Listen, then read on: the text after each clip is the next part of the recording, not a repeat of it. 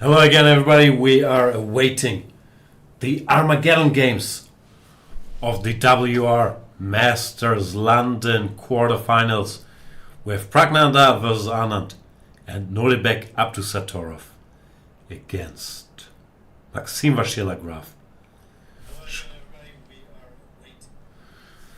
Should be fun games. We'll cover those low tech, I'm afraid. I'll see where they show up first. And that's where we will go. The Armageddon games, we don't have to have delay as far as I know. So we'll just see where we can track them down. Who we got? Pragg the favorite? Should probably be a mild favorite. Vishy didn't do well in the Global Chess League. But frankly, after two tough tournament games, playing again at 11 p.m. It's very much battle of attrition. Unclear.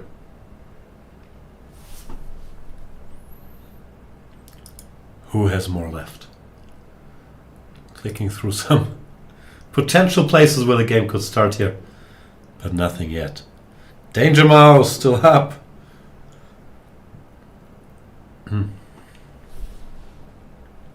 Boys should be tired indeed. But fortunately for us, we're still wide awake. And we can jump in with the other game. Mr. Maxim Graf against MVL-Abdusattorov. Maxim with the white pieces. Nodibek bid 730. Only needs a draw. Doesn't play like he's playing for a draw. Plays a complicated fighting position in the Ruy Lopez. But if that's what he prepared, that's what he feels comfortable, that's more important than trying to play the driest opening there is. Bunch of pieces get exchanged. White should have a small edge. FG3 is interesting. Trying to open the F file, clamping down here on G4, G5. F5, G4. Pawn takes, queen takes, king to H8, bishop E3. MVL loves the two bishops. Pawn to C6, bishop to B3, pawn to C5, trying to keep the position closed. But this also means black doesn't have a lot of source for counterplay. So this is the position we currently have in the game. Let's jump into the live action. Bishop D2, Queen E7. White is the two bishops, trying to keep things under control. Potentially one day opening, but he doesn't want to do it now when the knight can jump to D4. So he's going to maneuver a bit, try to put the rooks on the F file, and then hint at G4. One day maybe H4, H5. Does look unpleasant for Nodibek, who's running out of space, and Maxim as mentioned. Big fan of the two bishops. He goes Queen D8 to keep an eye on the A5 pawn. But is that gonna cut it? You guys want the engine bar? Might as well have it, no? The more white you see, or light gray in this case, the better positions for white. 97 bishop E2. Maxim agrees to exchange one pair of rooks.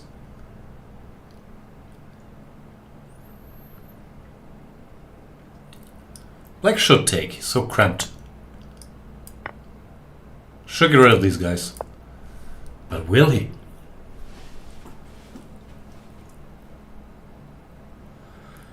Attempts to free himself, playing B5. Probably just leads to more weaknesses. Nodibek is stubborn. He's saying, I don't want to exchange just yet. Let's keep the tension a little bit. See where it takes us. Where does it take us? Maxim needs to move. He goes B4. Mentioned earlier, I wasn't in love with B4 because it frees the D4 square for the knight. And I think that reasoning still applies. Maxim couldn't see any other way forward, but Nodibek immediately redirects his horsey to the D4 square.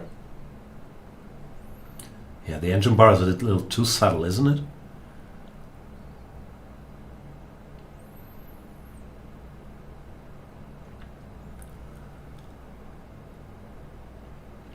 White might still be somewhat better, but with his knight now being jumpy and active on d4, time running low, I'm not sure how much I like his practical chance. Let's not forget, this is an Armageddon.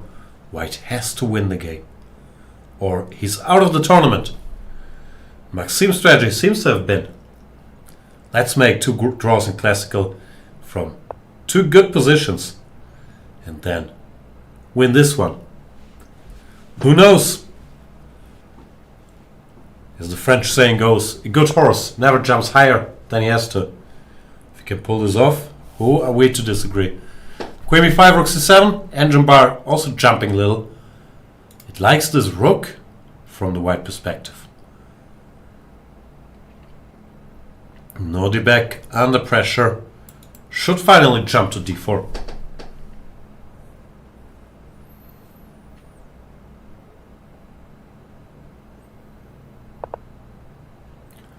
Does jump, bishop c3, keeps an eye on it. Preparing under the right circumstance to take, go queen e7, or to take more likely and go rook g7, then queen takes d4 check.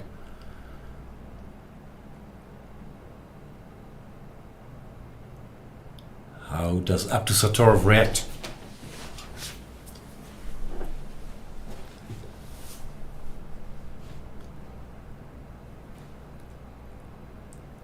Reacts by spending some more time. Hi, Bosty Mike. What's going on? You can see the arrows. I think that's what Lee Chess thinks the computer should play, or thinks Abdusattorov should play. And he does do so, queen f1. Sorry, rook f4. To cuff a little bit because it allows rook b8 check. And if bishop f8, there's some tactics. Takes. Bishop d4. And this would win. Maxim, not the type of person to miss such trickery. Queen e1 also possible, yes. The arrow indicates, but rook b8 looks very, very strong.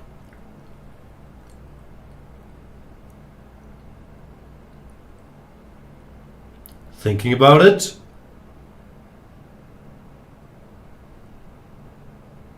And he does play rook b8, bishop f8. And he misses, rook takes f8. Wow! Missed the tactic, goes queen e1. Just keeps an advantage, but does not win on the spot. Queen to d3. Black doesn't have enough, but Nordibek, so those active pieces can mess around a little. Maxim has to finish this. b5 is a star move here. The point being, if this gets taken, the a-pawn runs. After knight takes, we can take on e5. And he's seen it! b5, h5. Trying to make some luft for the king. And g takes h6. MVL. Not tired. Bring the heat here. King h7. I just take.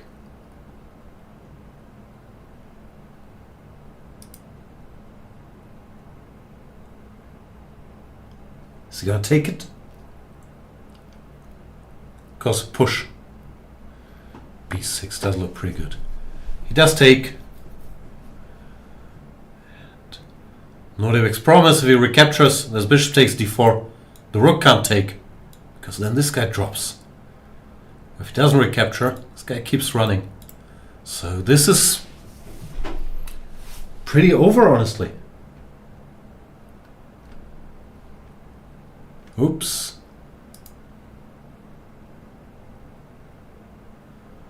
Nordibek thinking, looking for the last trick, but I don't see it. Can see the bar.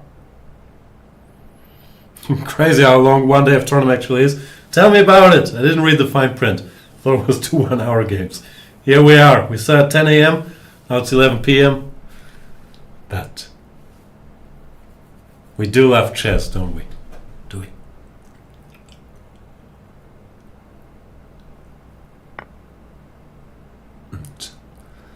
Nordibek decides to take the other pawn.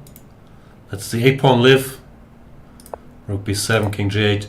Here comes the a-pawn, a7, rook f8. At least he's gonna get to give a check. But it's just a check.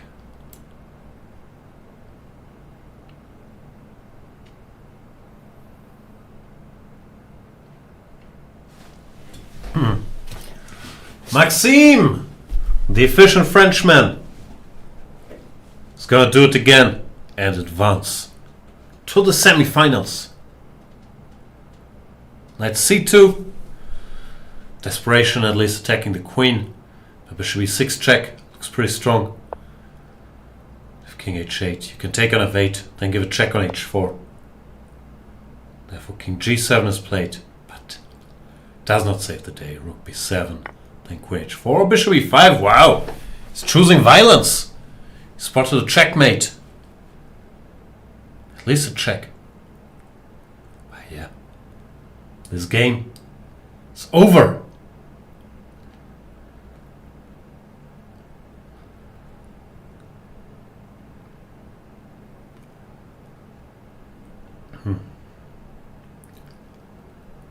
Is he playing Ali Reza if he makes it to the semifinals? He is, right? Do we get the French clash?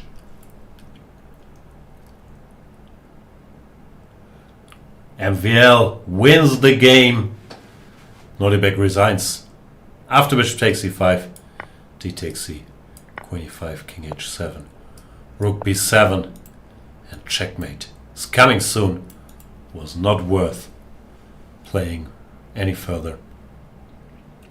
GG by Monsieur Maxime. And let's get ready.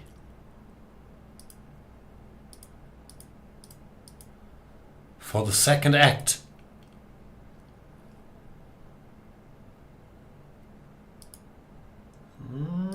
Now let's stick with this. Pragg. White needs to win. Vichy black.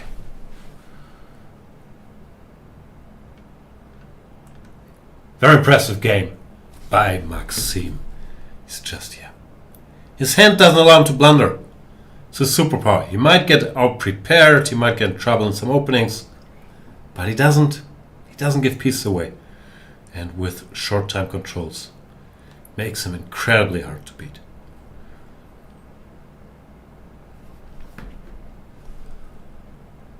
Trying to figure out what the bidding was, but we'll see in a minute when the times appear on the screen. In very, very small print. Those corners. Pragg, a must win. Interesting. I thought he would bid little. He's such a good defender. I thought he might be comfortable with black. But Vichy apparently chose less. Let's see, I'm trying to see if I'm being given info on the Armageddon bidding, but no one tells me anything.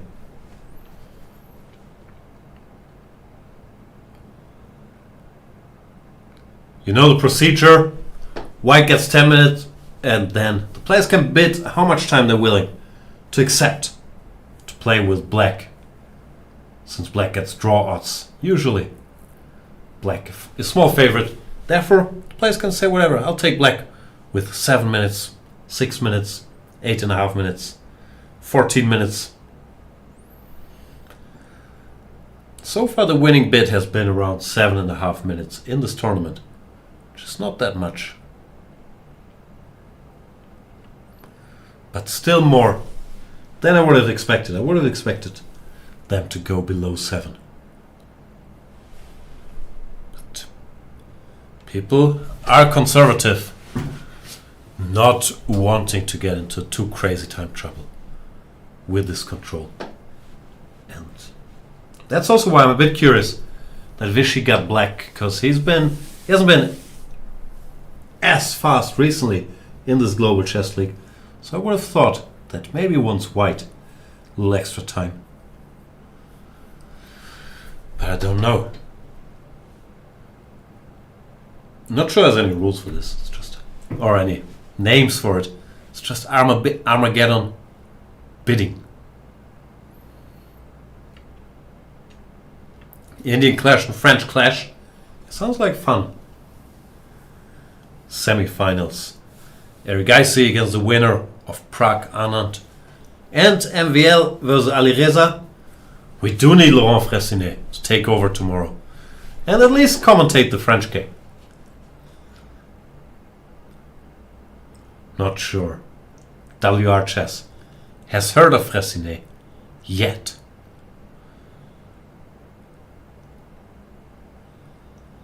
Alright guys, we're ready over here. Shall we start maybe? Okay, here we go. E4, E5, knight f3, knight c6, d4, the Scotch, and queen f6, which is saying, I don't want a mainline debate. Don't know what kind of nonsense you've prepared.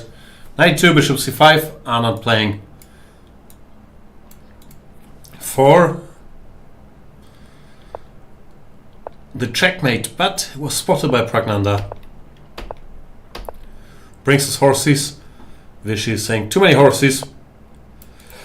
Give me one. It looks like Vishy made a pretty low bid, no? What did he start with? 6 minutes?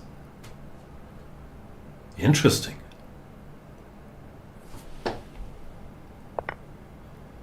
Is there any beef between MVL and Alireza for the top? I don't think there's a lot of beefing going on now.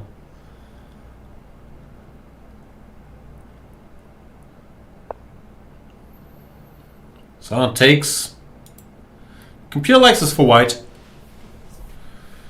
Probably activity, bishops, blah blah. But black's position looks sound and not too tough to play. Black b6. Take it from there. Yeah, okay, some jumps. Who would have thought, but the computer might be right on this one. Queen e5. Very greedy. Going after this pawn. c4. Bishop d3. Bishop b2.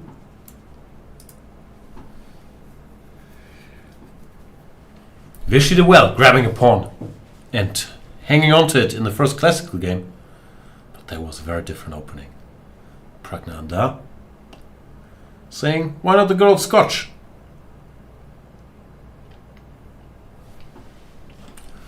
Alireza has not played any recent team competitions for France.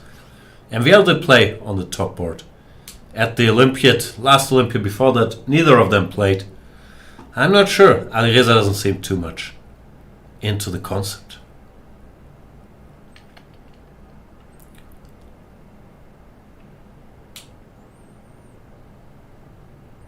He played once, I think, some European Team Championship a while back.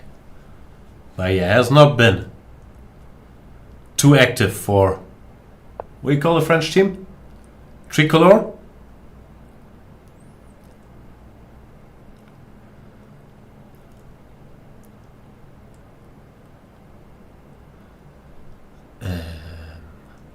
Bishop d3.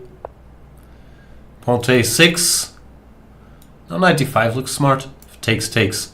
The queen can't take because of bishop h7.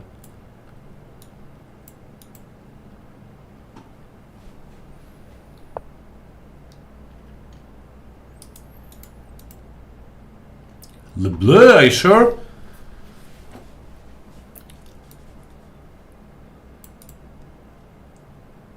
I have to ask Laurent. f5. Computer hates all of this for black. Doesn't look too bad. To my sleepy eyes. But computer saying just take, go rook e1. Push the queen around. b7 also on priest if the bishop takes. Yeah, he's not a big fan.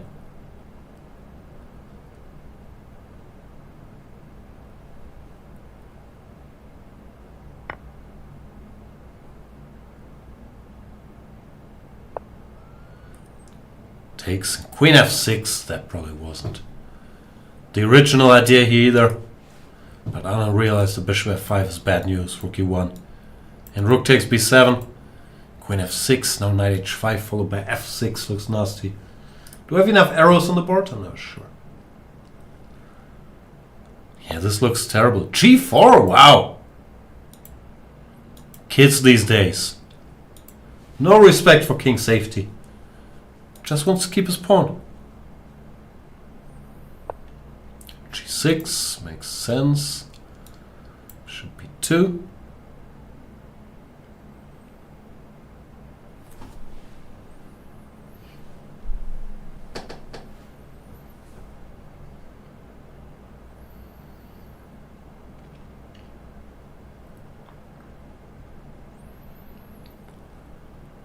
Pragg taking a moment here, but he did have a big time advantage to begin with. 10 versus 6 minutes. 6 minutes really is very low. So he can afford it. Can go c5, can go bishop b2. But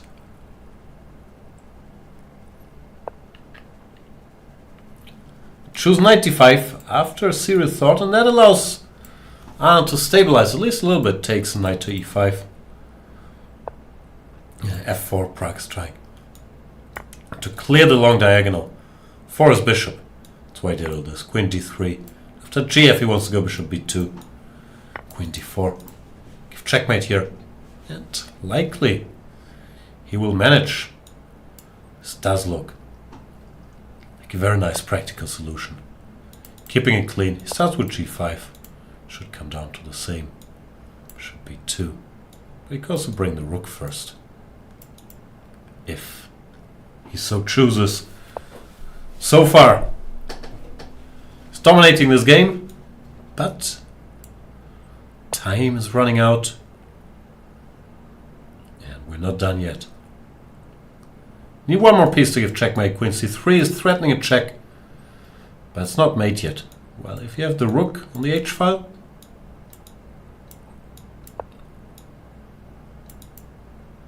then it's too many attackers. Then you're threatening queen h8 and rook h7. c5, yeah, rook f3. Would get the job done, but will Pragg spot this maneuver? I'm not sure Pragg can see these arrows. If he can, he shouldn't.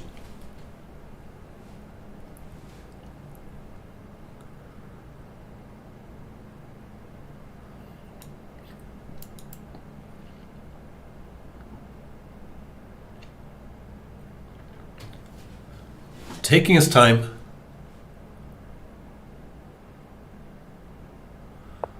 But there comes the rook. And that should end it. The problem is even like h5, there's still rook h3, threatening rook h5. It doesn't defend against anything.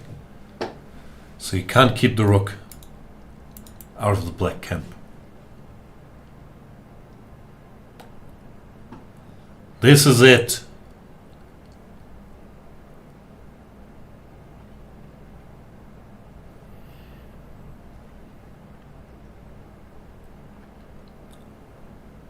Anand senses in deep trouble.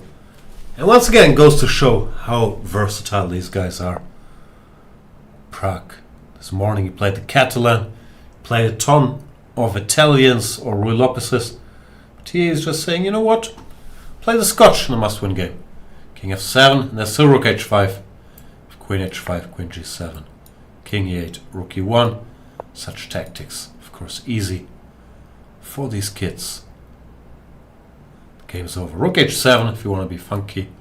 Queen h7, queen f6. King e8, rook e1 wins. But most moves do. Queen h3. King f2. But rook h7 is the showiest. Is he gonna do it? Oops.